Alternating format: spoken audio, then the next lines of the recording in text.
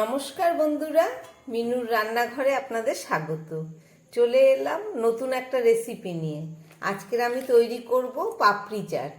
তার জন্যে একটা বাটি নিয়ে নিয়েছি, আর তার মধ্যে নিয়ে নিচ্ছি প্রথমে এক বাটি ময়দা নিয়েছি। ময়দাটাকে আমি চেলে নিয়েছি। এক বাটি ময়দা, এখানে দু বাটি ময়দা দিলাম। এখানে প্রায় 300 গ্রামের মতো ময়দা আছে। আর নিয়ে নিচ্ছি এই যে পরিমাণ মতো নুন, আর দিয়ে দিচ্ছি 2 চামচ সাদা তেল।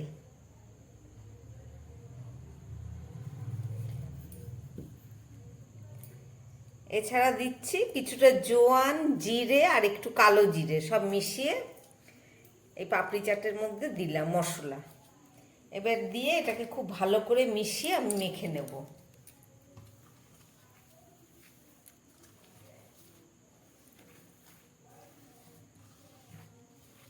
আমি প্রথমে পাপড়িটা করে তারপরে দই দিয়ে একটা চাট বানিয়ে দেখাবো, দই পাপড়ি চাট। মুখরোচক এবং খেলে পেটও ভরবে।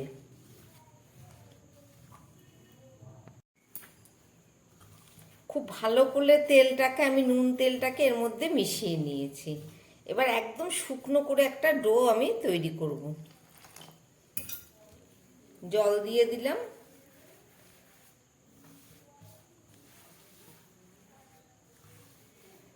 লুচি ময়দার মতো নরম হবে না, এটা কিন্তু একটু শুকনো হবে।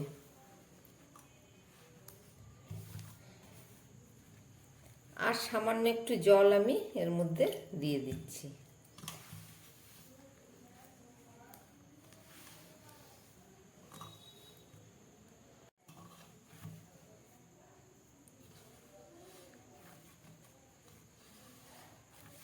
একদম শুকনো হলো মাখাটা, আর জল দিচ্ছি না।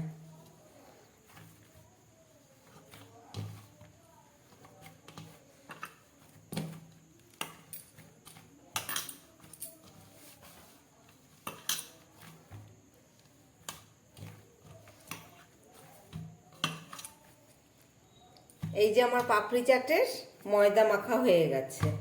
আর বেশি নরম করব না।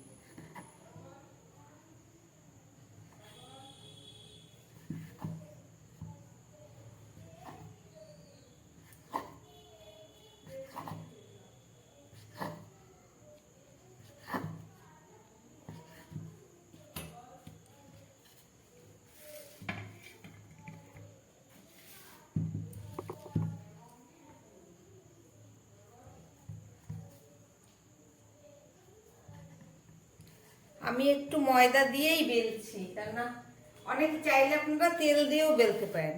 এগুলো কিন্তু রুটির মতো একদম গোল হবে না। যে পজিশনে লেচিটা কাটলাম সেই অবস্থাতেই আমি বেলে ফেলছি।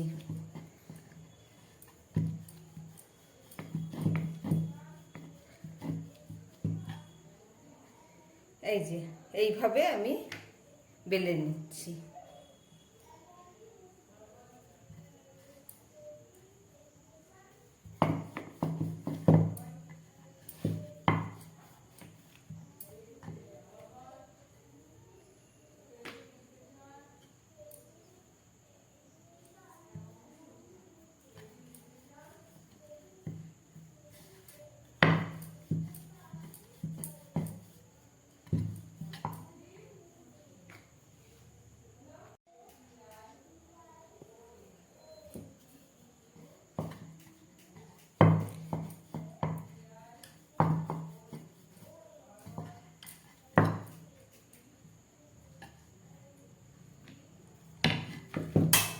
আমার সমস্ত পাপড়ি চাটগুলো বেলা হয়ে গেছে।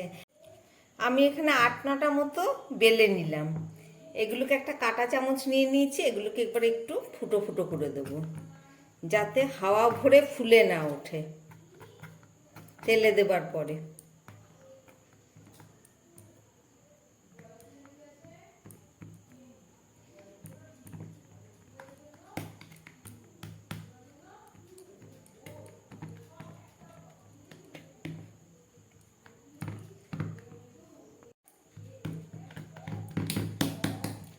আমি সমস্ত পাপড়ি চাটগুলোকে ঠিক দেখুন এইভাবে ফুটো ফুটো করে নিয়েছি।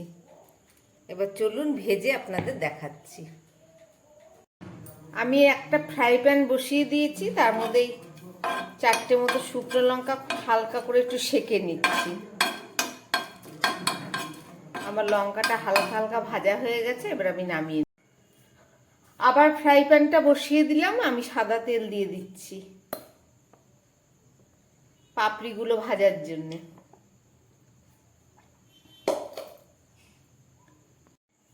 তেলটা দেবার পরে মিডিয়ামে রেখে একদম গ্যাসটাকে আমি কমিয়ে দিলাম। এইবারে আমি এর মধ্যে এই পাপড়িগুলো দিয়ে দিচ্ছি।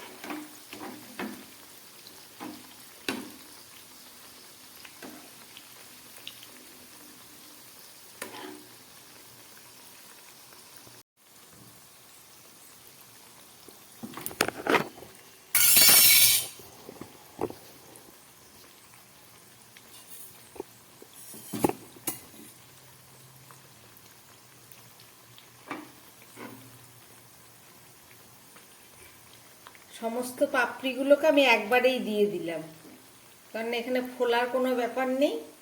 একদম গ্যাস কমিয়ে এগুলোকে উল্টে পাল্টে ভেজে নিতে হবে।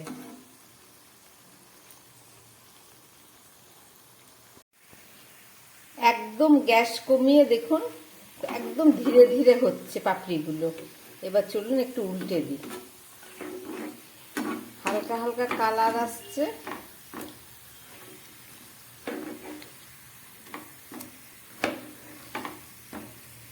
গ্যাস বাড়িয়ে দিলে আর মচমচে সেই টেস্ট আসবে না।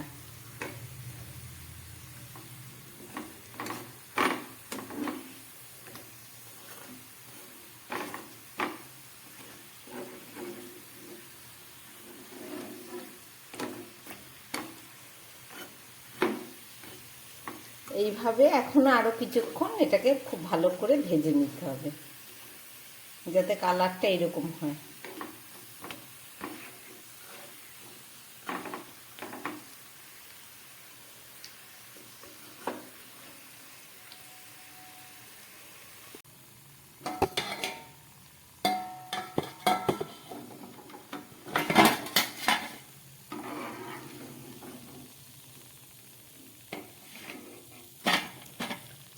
চলুন এবার ঠান্ডা হোক, তারপরে করে দেখাচ্ছি পাপড়ি চাট, দই পাপড়ি চাট।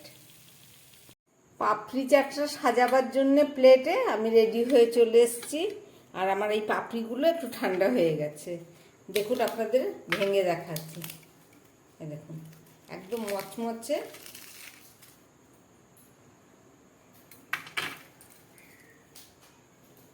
চলুন এবার সাজিয়ে নিই প্লেটে।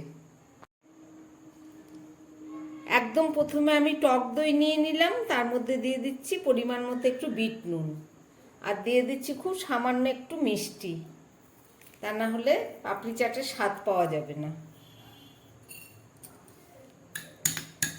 এই দইটা বিট নুন আর চিনি দিয়ে দইটাকে খুব ভালো করে আমি ফেটিয়ে নিচ্ছি। দইটা ফেটানো হয়ে গেছে, এবার এটাকে সাইড করে দেবো। এবার আমি আলুটাকে, কিছুটা আলু আমি সিদ্ধ করে টুকরো করে কেটে নিয়েছি। এই আলুর মধ্যে আমি দিয়ে দিচ্ছি যে পরিমাণ মতো বিট নুন, আর দিয়ে দিচ্ছি একটু সামান্য একটু তেঁতুলের জল, টক জল। এইটা দিয়ে খুব ভালো করে আমি এটাকে মেখে নেব। আর একটু দিয়ে দিচ্ছি শুকনো লঙ্কা। শুকনো লঙ্কাটাকে ভেজে ভালো করে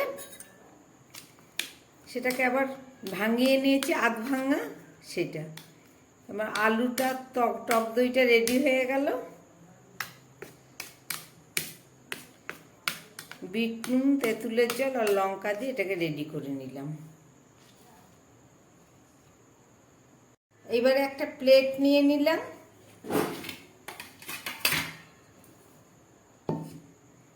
একটা কাচের প্লেট নিয়ে নিলাম। এবার এর মধ্যে আমি দিয়ে দিচ্ছি এই পাপড়ি।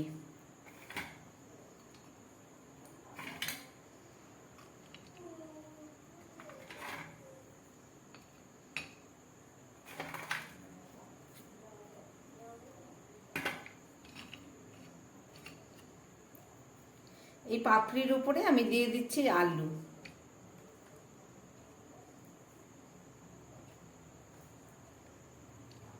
অনেকে অনেক কিছু দিয়ে খায়, ছোলা, মটর, বাদাম, কিন্তু আমি এটা ঘরোয়া একদম সিম্পল করলাম। আর দিয়ে দিচ্ছি একটু কেটে রাখা শসা।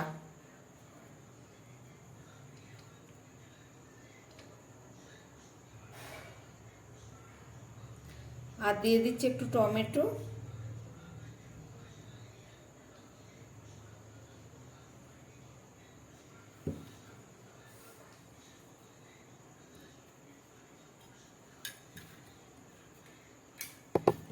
এবারে দিয়ে দিচ্ছি টক দই।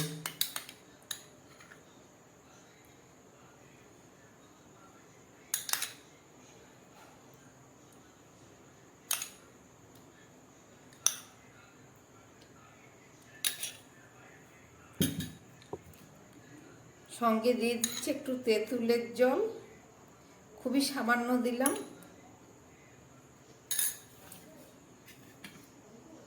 আর দিয়ে দিচ্ছি একটু ভাজা মশলা। এখানে জিরে, ধনে আর গোলমরিচ একসঙ্গে ভেজে গুঁড়ো করে নেওয়া হয়েছে। আর দিয়ে দিচ্ছি একটু শুকনো লঙ্কা, ভাজা শুকনো লঙ্কা।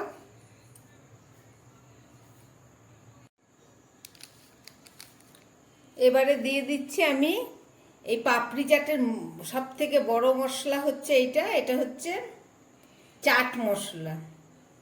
খুব সামান্য একটু চাট মশলা দিলাম। এইটা না দিলে স্বাদ আসবে না। আর দিয়ে দিচ্ছি এই পাপড়িগুলোকে ভেঙেছি, সেই পাপড়ির টুকরোগুলো। আর দিয়ে দিচ্ছি এই যে ঝুরি ভাজা। ওপর দিয়ে দিচ্ছি একটু কাঁচা লঙ্কা। আপনারা যে যেমন ঝাল খান সেই অনুপাতেই দেবেন। আমার সবই প্রায় দেয়া হয়ে গেল। এবার দিয়ে দেবো একটু সস। এবারে দিয়ে দিচ্ছি খুব সামান্য একটু টমেটো সস।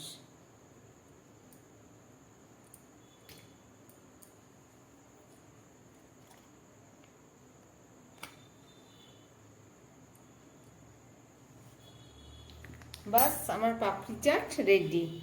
এইভাবে বানিয়ে ঘরোয়া পদ্ধতিতে বিকেলবেলায় মুখরোচক একটা ভালো টিফিন হয়ে যায়। যদি আমার বানানো এই রেসিপি ভালো লাগে তাহলে আমার চ্যানেলটাকে লাইক করবেন এবং সাবস্ক্রাইব করবেন। নমস্কার, সবাই সুস্থ থাকবেন এবং ভালো থাকবেন। দেখা গেছে।